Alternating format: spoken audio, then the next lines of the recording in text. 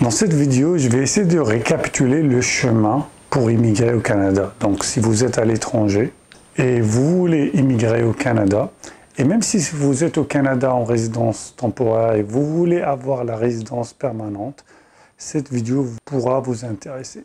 Donc, je vais passer par tous les chemins possibles, tous les scénarios. Je sais que les lois d'immigration sont un peu, des fois, difficiles à comprendre. Il y a plusieurs choses, plusieurs programmes. Je vais essayer de les récapituler pour vous faciliter la tâche. Donc, j'ai ramené un tableau. Restez jusqu'à la fin.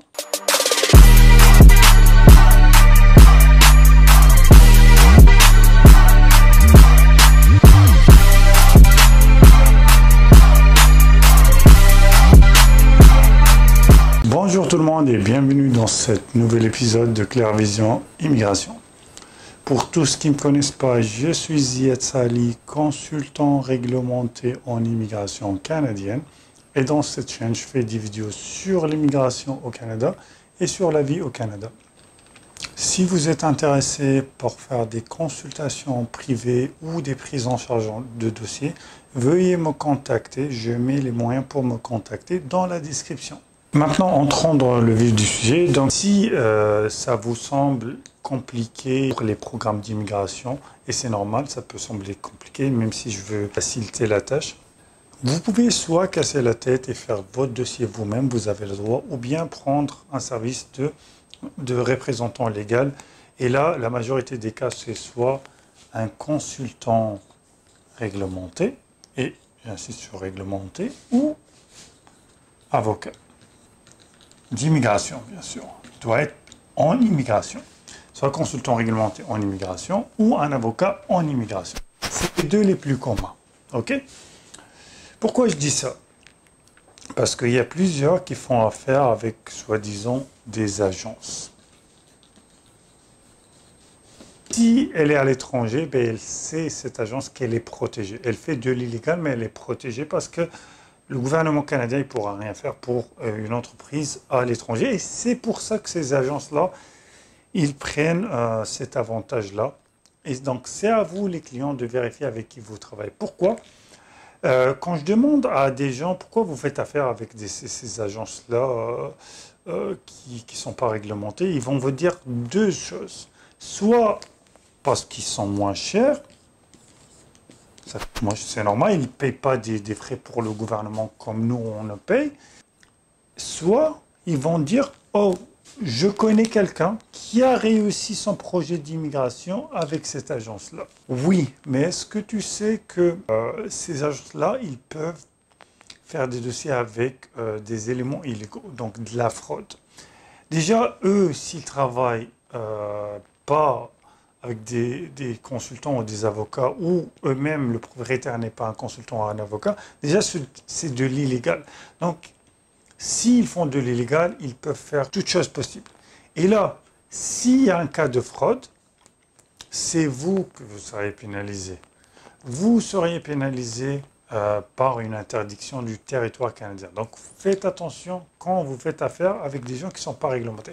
Moi, mon conseil, soit vous faites affaire avec des consultants, des avocats ou des agences qui ont des consultants avocats, ou bien faire vous-même par prise de risque. Ce n'est pas un risque, mais c'est que vous pouvez des fois, sur un terme ou un autre, vous trompez, et des fois sur un seul mot, ça peut engendrer une erreur sur tout le dossier. C'est ça le risque dont je parle. Donc voilà, ça c'est mon premier point. Ah oui, j'ai oublié de signaler quelque chose. C'est très simple de vérifier si votre représentant est un consultant réglementé. Donc,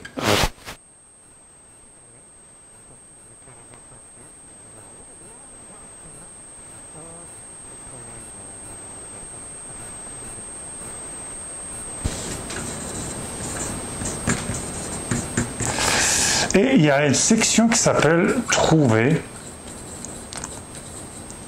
un consultant ». Vous auriez juste deux noms, prénom de la personne, ou bien le nom de l'entreprise, Pour mon cas, c'est Sally Zied et l'entreprise c'est Claire Vision Immigration. Et ça va vous sortir si la personne est un consultant qui est membre actif actuellement ou pas. Si ça ne sort pas, c'est que vous faites affaire à une personne qui n'est pas réglementée. Donc voilà, c'est juste un point que je devais signaler. Ça prend 2 minutes pour vérifier au moins. Vous voulez immigrer au Canada, vous êtes la personne qui est là, qui veut immigrer au Canada. Il y a 2 choses à penser. La majorité des gens qui veulent immigrer, ils veulent vivre en permanence. Donc, ils doivent penser à la résidence permanente. OK? Si vous voulez juste étudier, travailler temporairement et retourner à votre pays, c'est la résidence temporaire. Ou bien visiter, juste une visite. Donc, études, travail, visite, c'est résidence temporaire. Si vous voulez vivre en permanence, c'est la résidence permanente. Généralement, les clients que j'ai, ils veulent généralement vivre en permanence. C'est quoi le problème? C'est que 2 choses qui peuvent vous bloquer. Ça, c'est le principal, profil. C'est ça qui bloque la grande majorité. Et le deuxième, c'est le budget. Là, ont plus de chances. Et c'est normal, ils sont au Canada, ils sont en train de travailler, d'étudier au Canada, ils auront plus de points qu'une personne qui n'a pas fait ce choix-là. Ceci dit, les gens qui sont à l'étranger, ils peuvent quand même directement immigrer au Canada. Maintenant, pour le profil, il y a des facteurs comme âge, l'expérience, le code CMP, les études, le domaine d'études, et le niveau d'études, le domaine et le niveau. Quoi d'autre? Tout dépend du programme. Il y en a qui vont privilégier plus l'expérience, que l'autre les codes CMP, l'autre les études, l'âge, les langues. Chaque programme a ses spécifications. C'est pas général. Ne tombez pas sur ce piège-là. C'est ça qui est la difficulté, c'est de trouver le programme idéal. Donc, et c'est l'autre point qu'on va parler maintenant. Votre tâche là, c'est ça qui est le plus difficile, faire une analyse sur tous les programmes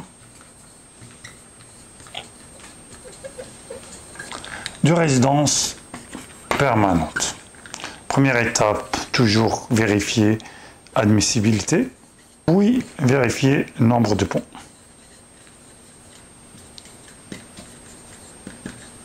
Si vous n'êtes pas admissible, ça ne sert à rien d'y aller sur le nombre de points.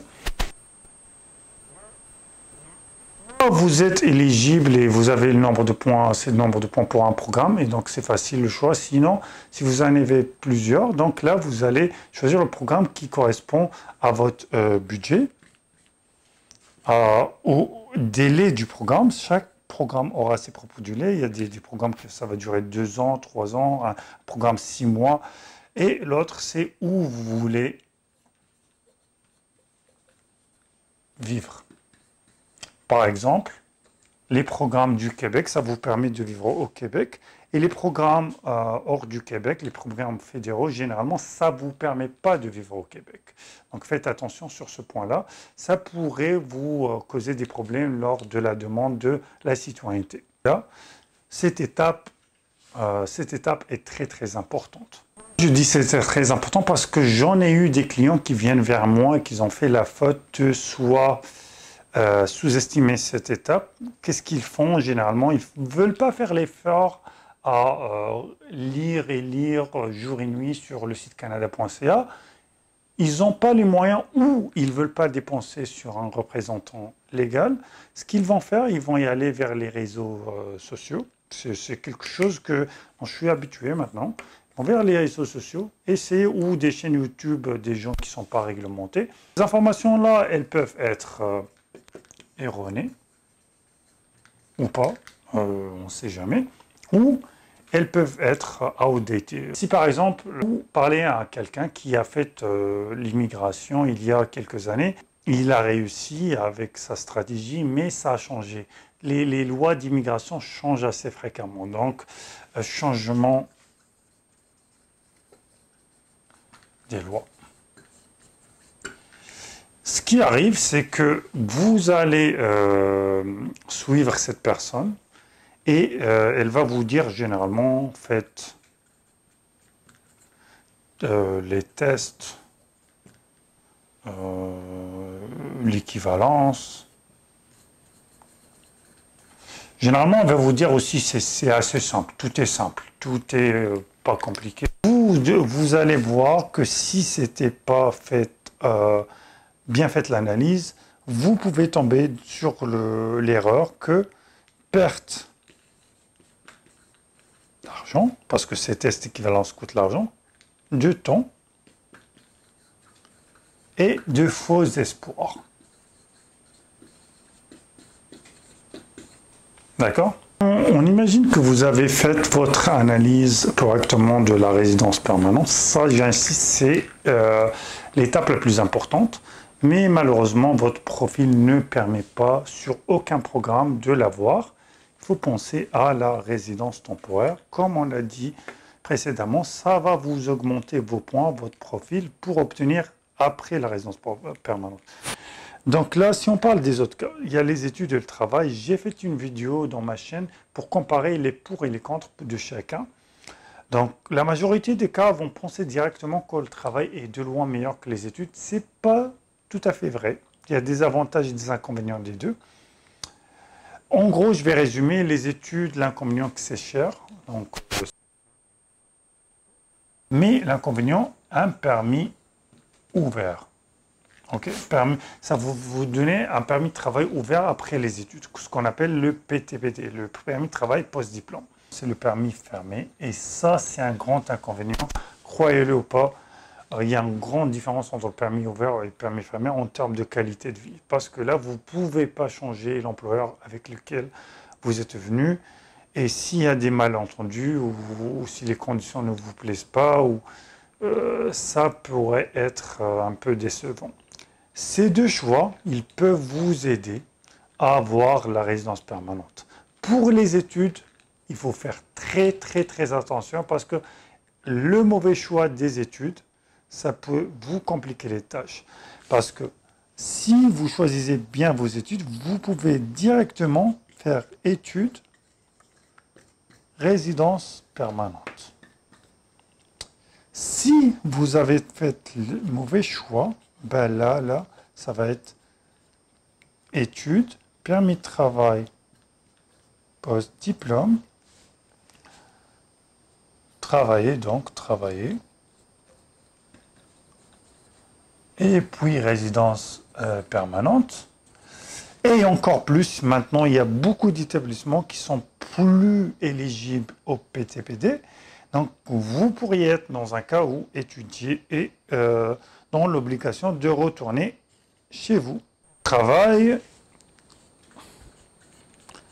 il faut faire attention à un point, c'est qui est le faire. C'est ce qu'on appelle le code CMP avant. C'est la catégorie de ton travail. Il faut idéalement que ça soit dans le 0, 1, 2, 3. Si ce n'est pas le cas, ça va compliquer, ça va diminuer les chances d'obtenir la résidence permanente. Et tout dépend du programme et tout dépend de la province. C'est généralement 1 an à 2 ans pour pouvoir demander RP. Je dis demander, pas avoir l'ARP. Donc, après, quand vous demandez l'ARP, tout dépend du programme. Il y a des programmes qui sont assez rapides, donc on parle de 8 mois, 9 mois, 6 mois. Et il y en a d'autres qui sont longs, on parle de 2 ans. Donc ça peut être un chemin long. Si vous venez en permis fermé, vous devez rester la durée de contrat après toute cette durée-là en permis fermé. Voilà, j'espère que la vidéo vous a plu et on se voit à la prochaine épisode.